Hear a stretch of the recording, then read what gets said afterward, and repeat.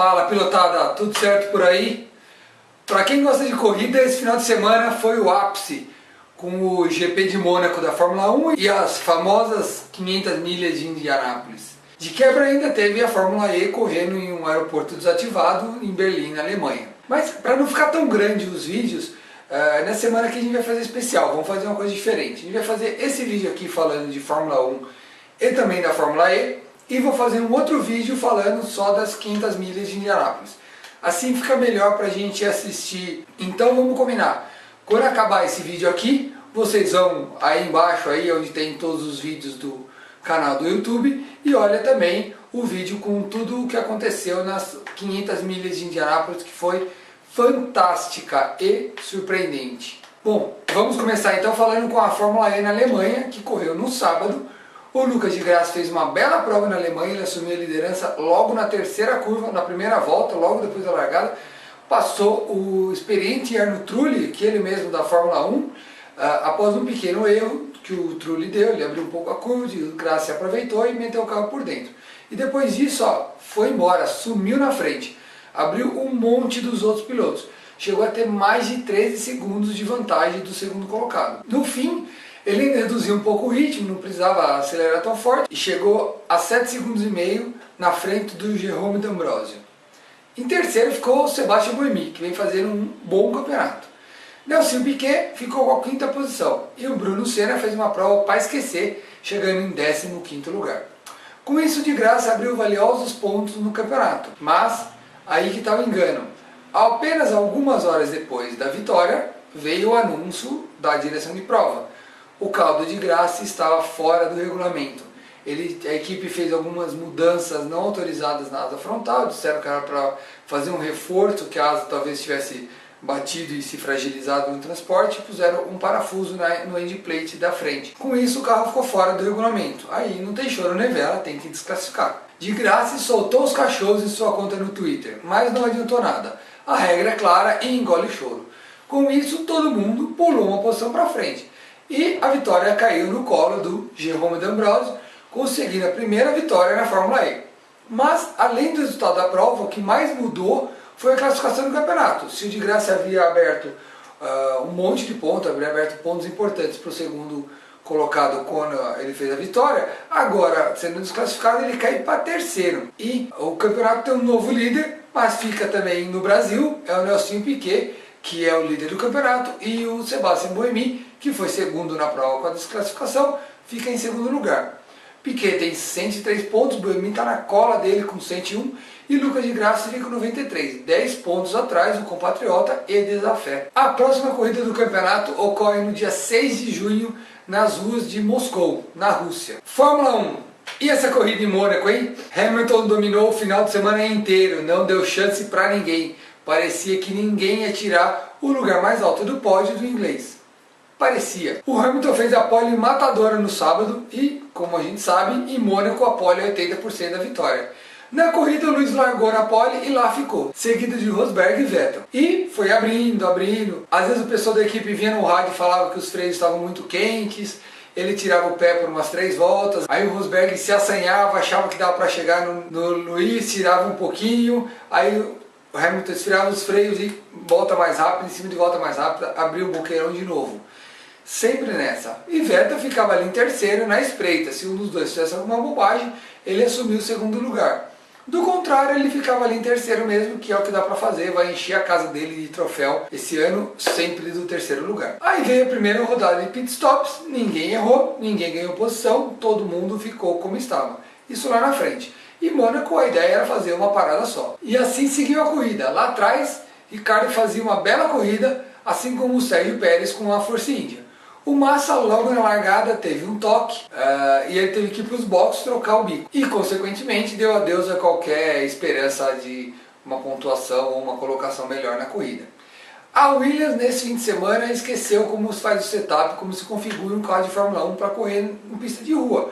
Final de semana inteiro a Williams andou depois de 10º lugar. E depois ainda falam que eles são a terceira força da Fórmula 1. O Alonso deu um empurrão no Hülkenberg logo no começo da prova e tocou o alemão para fora, fim de prova para o alemão. E a McLaren estava até então fazendo a melhor corrida da temporada, com os dois pilotos na zona de pontuação, Button em oitavo e Alonso em décimo. Mas o espanhol foi punido com um toque no Hülkenberg, e aí ele estava com uma grande chance de perder a 10ª posição, né?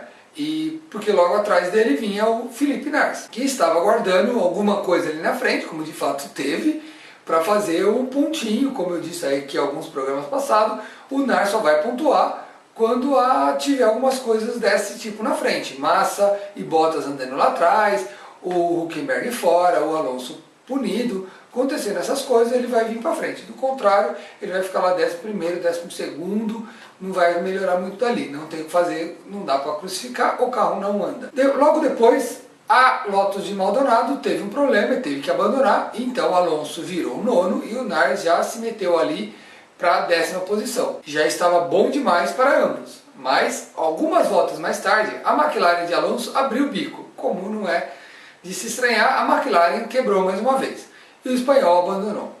O Button seguia firme e forte na 8ª posição e parecia que seria dessa forma a corrida monegasca. Parecia. A 14 voltas do fim da prova, o Hamilton liderava com 20 segundos de vantagem do Rosberg. Mas o quase infante Max Verstappen foi tentar ultrapassar a Lotus de Romain Grosjean e a manobra não funcionou como ele esperava. O Grosjean malandro deu uma freada um pouco antes da curva para segurar o carro, ele veio de pé embaixo, atropelou a traseira da Lotus e foi parar na barreira de proteção numa batida bastante forte. Felizmente o holandês saiu andando sem nenhum problema. Só que essa batida gerou um safety car, primeiro o virtual e depois o real. O que é o safety car virtual? Foi a primeira vez que foi usado o safety car virtual aqui nesse ano. Ele foi criado depois do GP do Japão, lá do ano passado, aquele que o Júlio Bianchi sofreu acidente. Foi criado um safety car virtual, ele aparece nos painéis indicativos que tem pelo circuito, aquele que indica bandeira verde, bandeira amarela, ele aparece um safety car virtual, aparece VSC, Virtual Safety Car, e com isso os pilotos são obrigados a reduzir o ritmo por toda a pista até que libere a pista.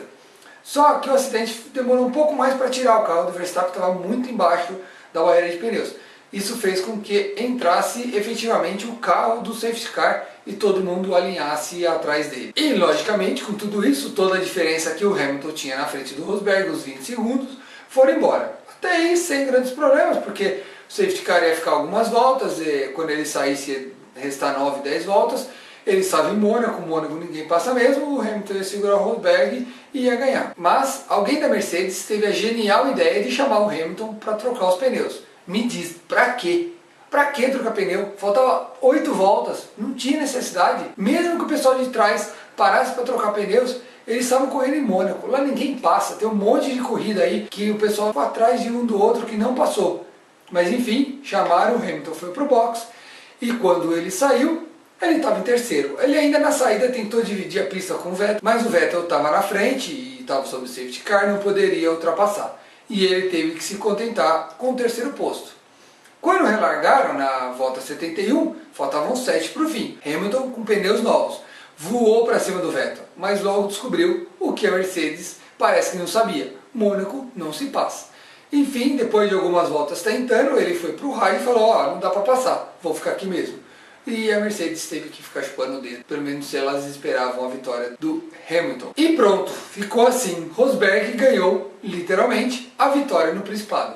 Terceira vitória seguida do alemão, que mora ali a vida toda, faz agora parte de um seleto clube de ganhadores de 3 provas seguidas de Mônaco, que fazem parte Senna, Prost e Graham Hill, mas pode poupar o tempo, ele não está à altura de nenhum dos 3, está muito longe dos 3. No pódio, o Hamilton estava com uma cara de velório que, pelo amor de Deus, nem champanhe ele estourou. Na sequência da tabela de chegada, o Vettel fez um excelente segundo lugar, muito mais do que ele poderia sonhar. Daniil Kvyat de Red Bull chegou em quarto, fazendo sua melhor posição de chegada na Fórmula 1. E Daniel Ricciardo chegou em quinto, colocando aí a Red Bull talvez como a terceira força da Fórmula 1. O Raikkonen chegou em sexto, em uma corrida abaixo da crítica. Sérgio Pérez foi outro que fez uma boa 7ª posição. E o Button, enfim, salvou o ano da McLaren. Conseguiu 4 pontinhos por nipo ingleses evitando assim deles passarem vergonha e passar o ano em branco. Como dito, o Felipe Nasr chegou em nono, levou para casa mais 2 pontos, e Carlos Sainz Júnior de Toro Rosso, depois de largar em último por causa de uma penalidade, chegou em 10º e salvou um pontinho para Toro Rosso. Com isso, o Rosberg tirou 10 pontos no campeonato de Hamilton, que agora tem 126, Rosberg tem 116 e Sebastian Vettel 98.